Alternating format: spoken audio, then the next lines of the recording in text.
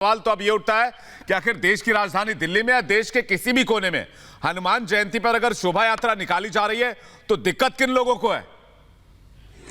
देखिए, स्वाभाविक सी बात है। जिस तरीके से पिछले रामनवमी के भी हमने देखा कि देश के तमाम हिस्सों में इस तरीके की घटनाएं घटी और उसके बाद में आज भी पूरे दिन भर कहीं से भी पूरे देश भर से किसी प्रकार की कोई घटना नहीं आई थी, लेकिन शाम होते होते से देश की राजधानी से ये घटना सामने निकल कर आती है। उसका यही है कि सुबह से लगातार जो आपराधिक तत्व है, जो असामाजिक तत्व है, जो भारत के अंदर दो पक्षों को लड़ाना चाहते हैं, हिंदू मुस्लिम एकता को तोड़ना चाहते हैं, वो कहीं ना कहीं घात लगाए बैठे हुए थे और वो ये देख रहे थे कि सुबह से लेकर शाम तक अभी तक देश भर में कहीं कुछ नहीं हो तो शाम तक कुछ कर दिया जाए। तो निश्चित तौर पर इसमें भी जो बू आ रही है वो यही आ रही है कि कुछ लोग ऐसे हैं जो लगातार हिंदू मुस्लिम एकता पर चोट कर रहे हैं और उन्हीं की ये हरकत हो सकती है, क्योंकि जब भीड़ में पत्थर चलता है तो एक व्यक्ति पत्थर मारता, दो व्यक्ति पत्थर मारते, उसके बाद में हिमांशु, पुलिस के किसी अधिकारी से आपकी बातचीत हो पाई है?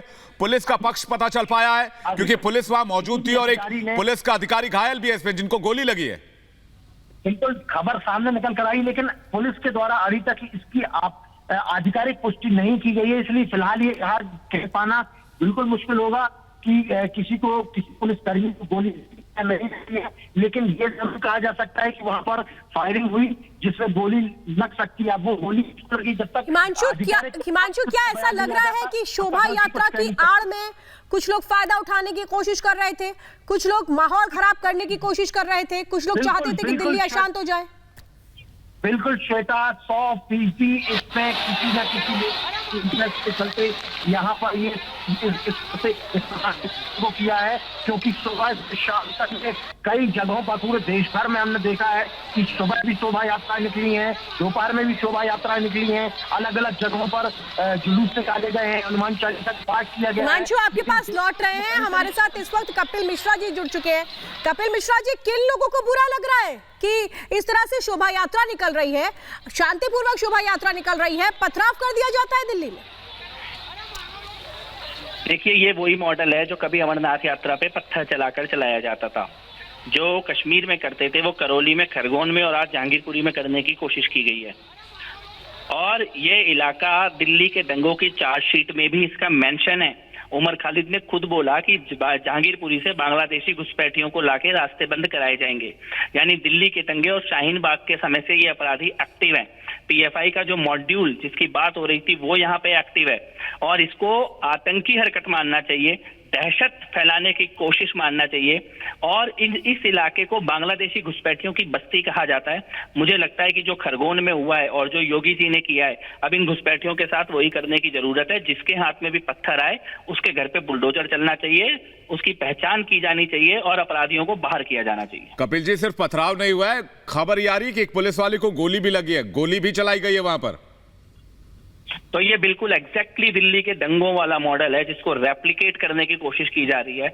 और मैं उस समय से बोल रहा हूं कि इस मॉडल को ये रेप्लिकेट करेंगे। ये संयोग नहीं है, ये प्रयोग है जो जहांगीरपुरी में, करौली में और खरगोन में किया जा रहा है। और इसका कठोर प्रतिकार कानून की शक्ति के द्वारा किया जाना अति आवश्यक है। प्रयोग शब्द को थोड़ा समझाएंगे आप?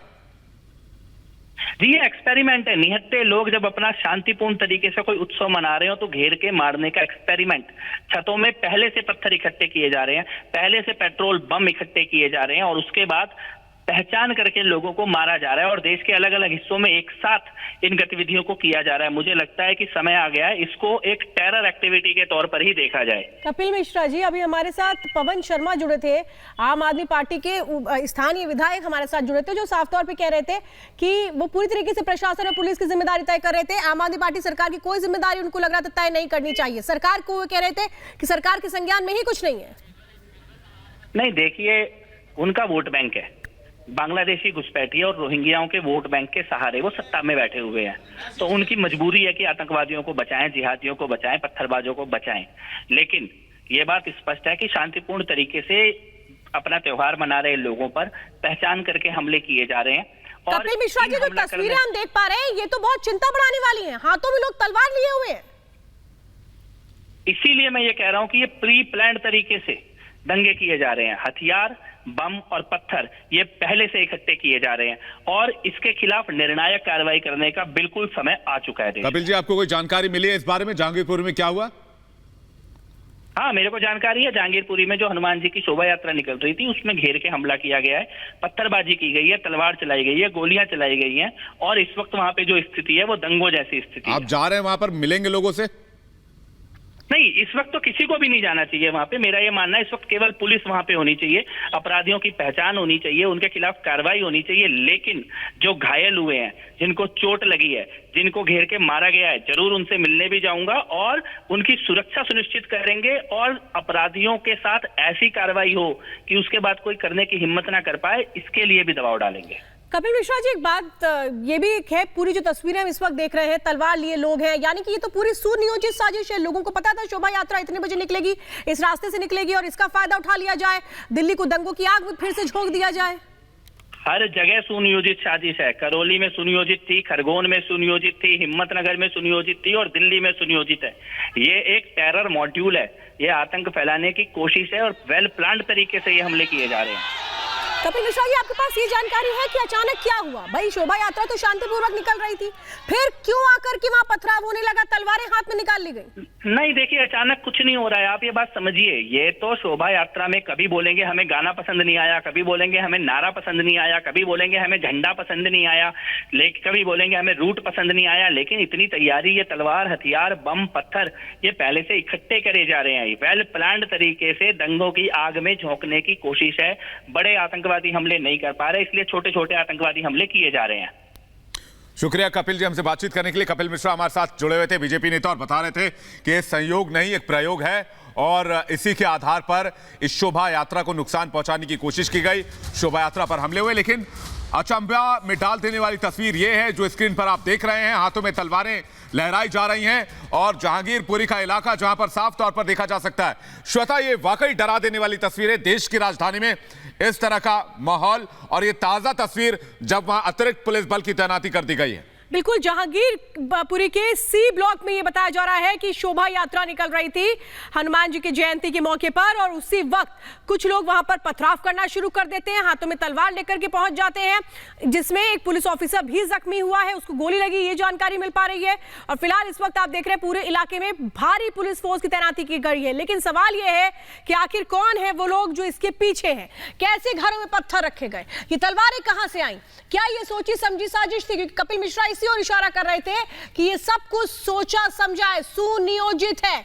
क्योंकि जिस तरह से एकाएक लोग निकलकर सामने आते हैं, पत्थरबाजी करना वो शुरू कर देते हैं, आगजनी कई जगह पर की गई है, हाथों में तलवार लेकर के घूमते नजर आते हैं, तो कौन है ये लोग, इनकी पहचान भी बेहद जरूरी है। बिल्कुल, ये तस्वीरें हम दिखा रहे हैं जहां पर डिप्लॉयमेंट बढ़ा दी गई है, पुलिस कर्मियों की संख्या बढ़ाई गई है।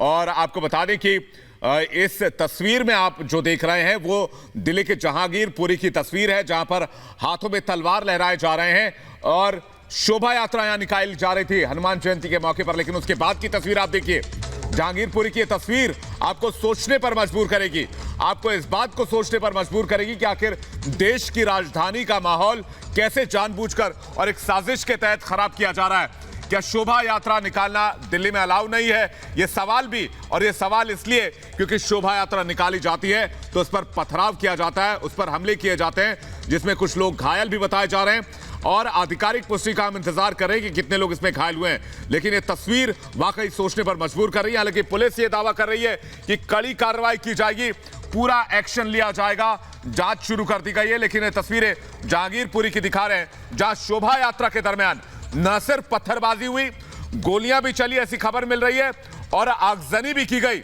ये तस्वीरें हम आपको दिखा रहे हैं, ये तस्वीर देश की राजधानी दिल्ली की है। तो ये देखिए, हमने देखा था रामनवमी के मौके पर किस तरह से अलग अलग जगहों पर वो तस्वीरें सामने आई थी जो सवाल खड़े कर रही थी। लेकिन वही तस्वीरें हमें देखने को मिलती हैं हनुमान जयंती पर दिल्ली में, दिल्ली के जहांगीरपुरी जो वैसे भी संवेदनशील इलाकों में से एक माना जाता है, वहां पर किस तरह से शोभा यात्रा निकल रही थी। ये बताया जा रहा है जहांगीरपुरी के ब्लॉक सी में ये यात्रा निकल रही थी। और बीजेपी नेता हंसराज हंस, बीजेपी के सांसद भी हैं, हमारे साथ फोन लाइन पर जुड़ गए हैं।